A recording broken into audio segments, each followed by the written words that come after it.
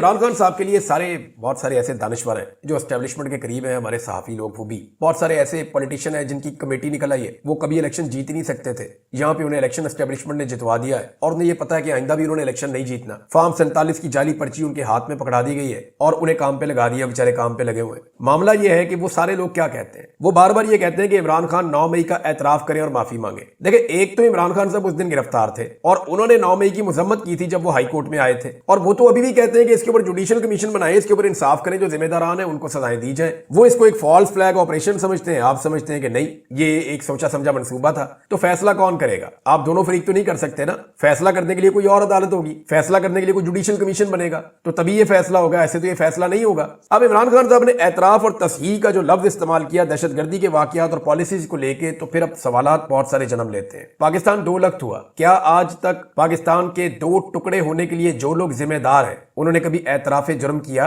क्या अभी तक उन्होंने कौम से माफी मांगी जो वो मुतालबा कर रहे हैं कि आप 9 मई की माफी मांग लें? क्या सियाचिन का एक बड़ा हिस्सा इंडिया ने कंट्रोल कर लिया? वो चोटियां जो पाकिस्तान की कब्जे में थी वो इंडिया के कब्जे में चली गई। क्या इसके ऊपर किसी ने आज तक माफी मांगी या एतराफ किया?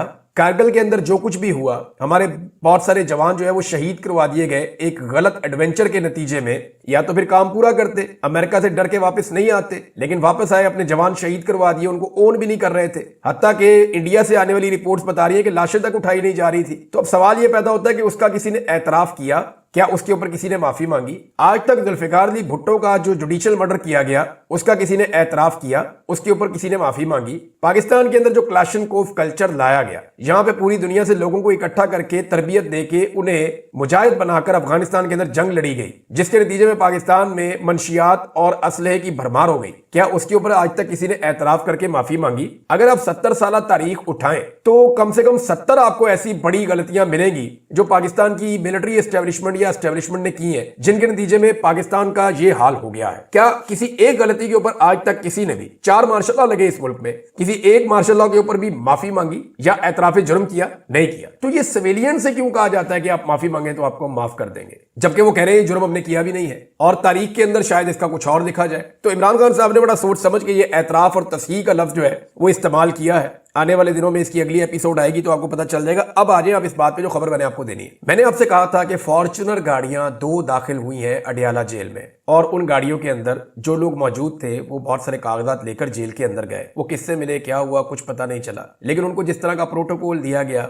ऐसा नॉर्मली एतवार वाले दिन होता नहीं है। और उन लोगों ने कुछ घंटे गुजारे जेल के अंदर, फिर वो निकले और उनके निकलने से पहले दरवाजे भी खुल चुके थे, रास्ते क्लियर हो चुके थे, और वो फिर गाड़ियां जो है फराटे भरती हुई स्पीड में वहां से निकल गई। ये एक दफा नहीं हुआ, ये मल्टीपल टाइम हुआ है। ऐसा नहीं है, अगर किसी को लगता है कि ये निजाम इमरान खान की मिन्नतें नहीं कर रहा तो ये झूठ है। निजाम इमरान खान साहब को एंगेज भी कर रहा है, उनकी मिन्नतें भी कर रहा है। और एक तो मुज़ाकरात ये हो रहे हैं ना जो फेस पे हो रहे हैं, सामने आपको दिखाई देते हैं। पाकिस्तान तहरीक इंसाफ की क़यादत आपको बड़ी रिलैक्स नजर आती होगी। एक तरफ तो ये मुज़ाकरात हो रहे हैं जो सामने दिखाई दे रहे हैं, जहां पे मुज़ाकरात खेला जा रहा है कि जी अब 2 तारीख को बैठेंगे, अब फलां तारीख को बैठेंगे। वहां पे पाकिस्तान तहरीक इंसाफ को, क्योंकि हुकूमत को चाहिए फेस सेविंग, उन्होंने कहा जी तहरीरी तौर पर अपने मुतालबात आप ले आए। तो तहरीक इंसाफ ने समझदारी की कि बजाय इतने सारे मुतालबात लिखने के वही 2 चीजें लिखो जो इमरान खान ने मांगी है। उन्होंने कहा जी हमारे जो बेगुनाह कैदी हैं उनको रिहा कर दिया जाए अंडर ट्रायल, जिनके ऊपर जुर्म साबित नहीं हुआ उनकी रिहाइयां होनी चाहिए। और नंबर 2, जुडिशियल कमीशन बना दें 9 मई पे और 26 नवंबर पे, बात खत्म।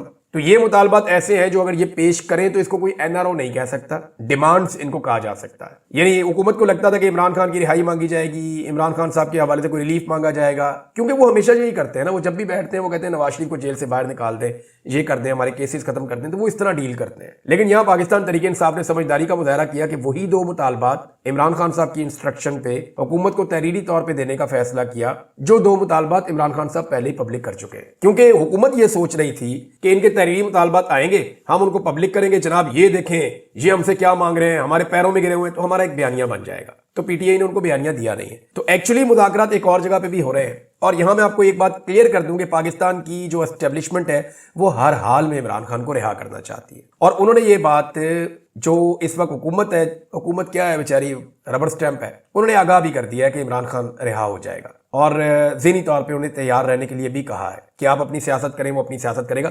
اب مسئلہ صرف یہ ہے کہ عمران خان صاحب کو اپنی شرائط پہ رہا کیسے کیا جائے۔ عمران خان صاحب کو رہا ہونے کی جلدی نہیں ہے، وہ جیل میں بیٹھے ہوئے ہیں، انہوں نے اتنی سختیاں برداشت کی ہیں، اب تو اس نوعیت کی سختیاں بھی نہیں ہیں۔ اب اگر وہ جیل کے اندر یہ وقت گزار رہے ہیں اور انہیں پتا ہے کہ انگیجمنٹس ہو رہی ہیں، اور عمران خان صاحب کے ایک دو لوگ جو ہیں وہ ان انگیجمنٹس کا حصہ بھی ہیں، اور کچھ ایسے لوگ بھی ان انگیجمنٹس کے اندر شامل ہیں جن کا سیاست سے کوئی تعلق نہیں ہے، لہذا یہ جو انگیجمنٹس ہو رہی ہیں ان کے نتیجے میں عمران خان صاحب کو پاکستان کی اسٹیبلشمنٹ باہر تو نکالنا چاہتی ہے، لیکن وہ جو عمران خان صاحب سے منوانا چاہتی ہے وہ عمران خان صاحب نہیں مان رہے۔ وہ یہ چاہتے ہیں کہ خان صاحب باہر آ جائے لیکن خاموش ہو جائے۔ خان صاحب یہ کہتے ہیں کہ میں نے نہ تو ہاؤس اریسٹ ہونا ہے، نہ میں نے خاموش ہونے کی گارنٹی دینی، میں نے اپنا کام کرنا ہے، جو میرا کام ہے وہ میں کرتا رہوں گا۔ تو خان صاحب کا کام کیا ہے؟ وہ پولیٹیشین ہے، وہ آگے پالیٹکس کریں گے، یہ جو جعلی مینڈیٹ ہے اس کے خلاف وہ تحریک چلائیں گے۔ اور عمران خان صاحب کے لیے سب سے بڑا اس وقت جو ایشو ہے پاکستان کی اسٹیبلشمنٹ کے لیے وہ یہ ہے کہ اگر عمران خان صاحب کو باہر نکالا اور پاکستان اکٹھا ہو گیا تو یہ اتنی بڑی طاقت عمران خان صاحب کے ہاتھ آئے گی، کیونکہ وہ سب سے پاکستان کی تاریخ کا سب سے بڑا استقبال ہوگا۔ سب سے بڑی غلطی جو اسٹیبلشمنٹ نے کی نا، عمران خان صاحب کو گرفتار کرنے کے بعد